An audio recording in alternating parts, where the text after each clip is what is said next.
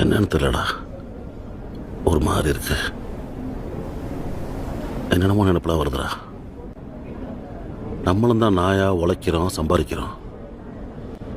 கடையிலாம இருக்க முடியுதாடா? ஆனா உள்ள கடக்க வர மாத்தா ஒத்த பொம்பளைய உழைச்சு சம்பாரிச்சு சேர்த்து ஒத்த ரூபாட கடை இல்லாம காடு வீடு இப்படி சேர்த்துருக்காண்டா. எம்பூட்டு கஷ்டப்பட்டிருப்பா.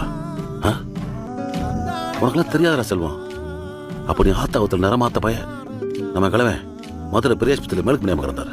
அப்ப நம்ம வீட்டில் தான் கஞ்சி காய்ச்சி கூடையில வச்சு தலையில சுமந்துக்கிட்டு உன்னை வகுத்துல வச்சுக்கிட்டு என்னை இடுப்பில் ஏற்றிக்கிட்டு ஒரு கையில் உப்புல அனுப்பிச்சுக்கிட்டு 2 பஸ் மாதிரி மதுரைக்கு போய் கிழவனை பார்த்து கஞ்சி ஊற்றி கொடுத்துட்டு இருக்கிற ஒரு வாரம் 2 வாரம் புறக்கி ஆயிட்ட கொடுத்து பண்ணும் பாடு கொடுத்துட்டு திரும்ப பஸ் ஏற வந்தா